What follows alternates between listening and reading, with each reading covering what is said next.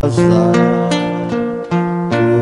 palavra é assim, não passa por mim sem dar um sinal. É como a chuva que lava, é como o fogo que arrasa. Tua palavra é assim, não passa por mim sem deixar um sinal. Que a palavra do Santo Evangelho perdoe os nossos pecados. Amém. Queridos irmãos, queridas irmãs, estamos hoje vivenciando o 25º domingo tempo comum. Neste mês de setembro, o mês que a igreja nos chama a rezar sobre a palavra de Deus. O mês da Bíblia. A palavra de Deus deve ser vida, deve ser ouvida e entrar no coração. Mas essa palavra só entra se abrirmos o coração para escutar, para escutar o que Deus quer de cada um de nós. Muitas vezes ficamos só com a palavra que escutamos na missa do domingo. E a palavra de Deus é algo que tem que ser vivenciado todos os dias. É algo para ser experimentado. É como quem toma remédio para as doenças, para controlar, para não sentir as enfermidades. Essa palavra é para alimentar a nossa alma, o nosso espírito, nos manter em união com Deus. Escutar e colocar em prática. A liturgia de hoje nos fala de um grande problema, que é de toda a humanidade, que é a riqueza, que é o dinheiro, a opressão. O salmista diz, né? Louvai o Senhor que eleva os pobres.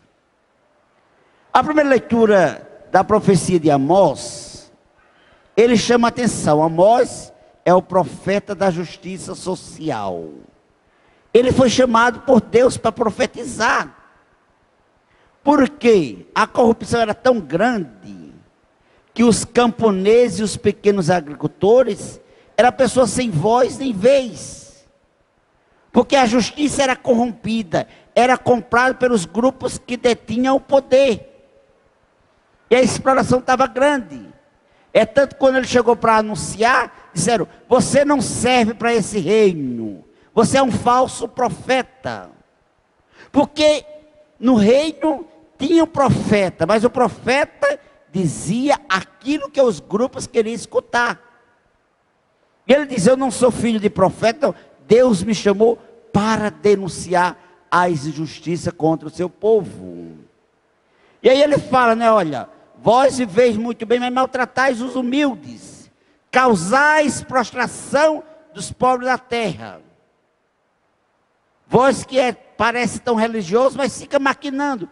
Quando passará a lua nova? Ou seja, queria seguir à risca a lei. Mas enquanto isso ficava o quê? Para vendermos bem a mercadoria, o sábado, para darmos pronta saída do trigo, para diminuir a medida, aumentar peso, adulterar a balança, dominar os pobres com o dinheiro e os humildes com um par de sandália. E para vender o trigo refugado. Então aproveitava o dia santo, o dia do Senhor, para ficar maquinando como roubar o pobre. E isso não agrada a Deus. Porque Deus quer a vida. Deus quer os direitos de todos que sejam iguais. Então o profeta foi lá e denunciou. A segunda leitura também da carta de Paulo a Timóteo, que ele fala da oração. Antes de tudo, recomendo que se faça prece, orações, súplica e ação de graça para todos os homens, pelos que governa e por todos que ocupam altos cargos, a fim de que possa levar uma vida tranquila e serena, com toda piedade e dignidade, fazendo o que é agradável a Deus. Então nós temos que sempre estar rezando pelas pessoas que têm algum cargo para defender o povo, para que esse seja tocado por Deus, para que não haja em benefício próprio, mas pense na vida e na dignidade da pessoa. A gente escutando esses textos, a gente observa que a nossa realidade de hoje não está bem tão diferente assim, não é verdade? Quando a gente escuta as notícias, os meios de comunicação social, a gente fica até assustado. Porque realmente a gente vê o pobre cada vez mais colocado sem vez e sem voz. E para concluir essa reflexão, Jesus nos fala do administrador desonesto. Escutando o texto, até parece que Jesus elogia a desonestidade daquele administrador. Mas não é isso que Jesus fala na sua mensagem. Por quê? Porque tem que voltar para a época de Jesus. Naquela época, a pessoa ia administrar, não recebia salário. Então, tinham determinados bens do chefe que ele tinha que vender. Ele negociava. Então, tinha o valor a ser devolvido para o seu senhor. Então, ele poderia cobrar quanto a mais na venda, ou seja, ele lucrar quanto ele quisesse. Se a gente observa, tem um produto que ele estava vendendo 50% a mais, porque o que é que ele fez? Porque ele disse, olha, eu não tenho mais força para cavar. Eu que tenho um cargo de administrador, se eu sair para mendigar, é vergonhoso, não é verdade? Então eu já sei. Então ele chama quem deve e fez o quê? Diminui o teu pagamento. Por que ele fez isso? Porque ele renunciou à parte que era o seu lucro. Não é que ele estava lesando o seu senhor, mas simplesmente ele deixou de tirar o seu lucro para adquirir vantagem. E Jesus disse, realmente, esse camarada foi esperto. Eles, os filhos da luz, não agem dessa forma. E ele fala-nos, quem é fiel nas pequenas coisas, também é fiel nas grandes. E quem é injusto nas pequenas, também é injusto nas grandes. Se a gente parar e escutar aquele ditado popular, né? Queira saber quem é uma pessoa, dê a ela poder, não é verdade? O poder revela o íntimo da pessoa. Às vezes as pessoas não fazem maldade, porque não tem a oportunidade. Mas quando pega o poder, agora eu posso, eu vou oprimir, vou fazer, porque eu é quem mando. É isso que Jesus chama a atenção. Temos que ter cuidado como administrar. Uma pergunta curiosa. Se Jesus chegasse hoje e nos perguntasse, presta conta da administração da tua vida. E aí? O que é que eu iria dizer a Deus nesse momento, se Deus chegasse e me pedir para prestar conta da minha vida hoje? Será que eu estou vivendo o reino de Deus aqui na terra?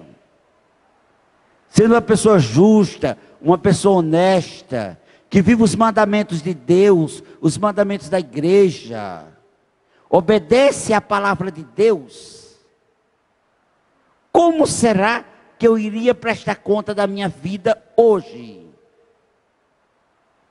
Porque não podemos esquecer, a nossa vida aqui na terra é algo passageiro, é algo que realmente a gente tem que aproveitar para fazer o bem e aproveitar bem aqui na terra. Não é que Jesus condena a riqueza, não.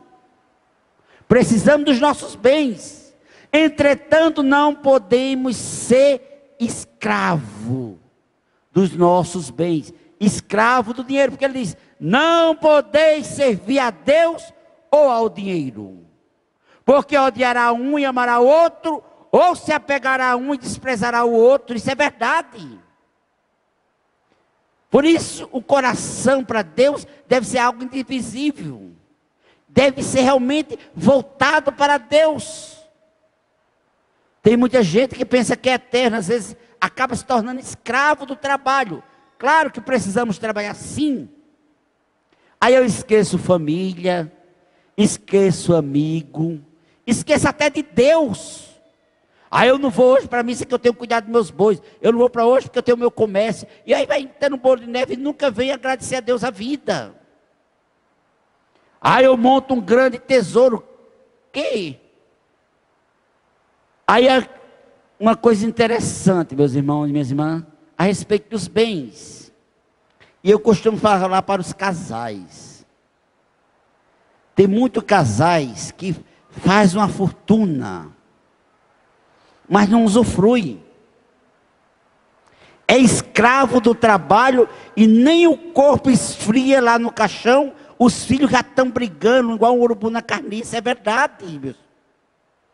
Isso é uma realidade. A gente, como padre, escuta muitos casos. Famílias que são desfeitas apoiam a morte do pai, porque querem se apossar de algo que não foi a pessoa que construiu. E muitas vezes o casal nunca tirou uma férias, nunca saiu para usufruir. Então tem que se pensar na vida. Eu nunca fiz uma doação, nunca ajudei ninguém, porque o dinheiro é meu. Tem que pensar que é passageiro. Então trabalhar, viver o amor, a justiça, viver a família.